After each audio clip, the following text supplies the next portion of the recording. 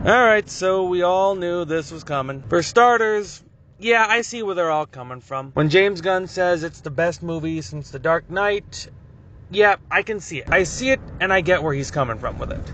When the director said there's no one who can play the Flash like Ezra Miller, I see where he's coming from.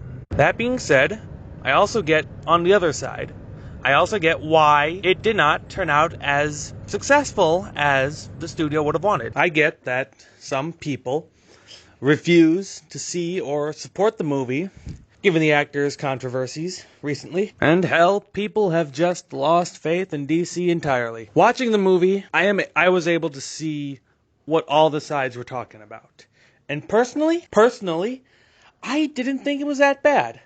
And I'm talking about the whole movie. Yes, Ezra Miller is a terrible human being who should be punished, or at least, but I have to give credit where credit is due. His portrayal as Barry Allen in this movie was, in my opinion, the best out of all the DC movies where the character was involved in. So credit has to be given where credit is due.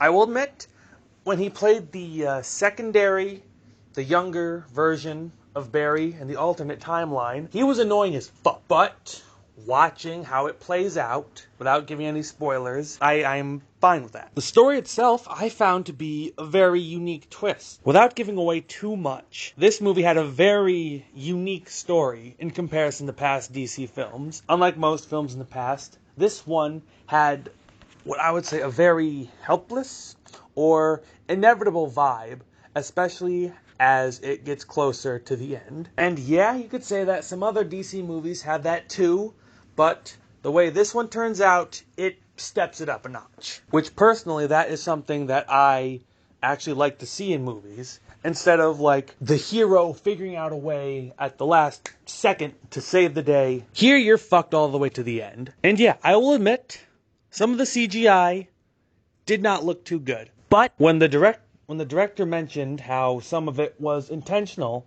the bad CGI, yeah, that might have been a cop-out, but in some areas of the film, that kind of makes sense. Other areas, not so much. But me, I'm able to look past that, if the story is good. Now, to state the obvious, Keaton stole the show. There's no doubt about that, and I highly believe everyone will agree. There's really no need to go any further into that. We all know Keaton is the reason we saw this. Me personally, even if Ezra was not a complete criminal, I only would have went to seen it for Keaton. Moving on to our other Batman, I do personally believe this was a decent send-off for Ben Affleck, especially with the way this film goes. For Supergirl, I don't really understand the hate that this version of the character gets, but I have to be honest, like, I liked her performance, but I feel like there really wasn't much of an arc for the character. The twist ending was probably the darkest part of this film, story-wise, not lighting. Like I said earlier about that helplessness and inevitable feeling, the twist,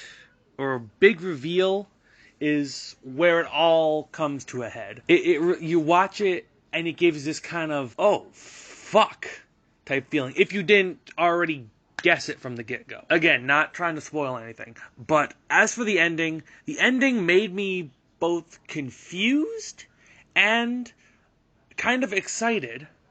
And I really want to go into detail, but I can't without giving away any spoilers to the film, despite it's been 2 weeks, maybe 3, and I'm sure everyone who wants to see it has seen it. I don't know, I'll put a more detailed description maybe in the comments section with spoilers, if that helps. Overall, this was decent, all things considered. I give it a 7.5, 8 out of 10. That'd be my rating for it.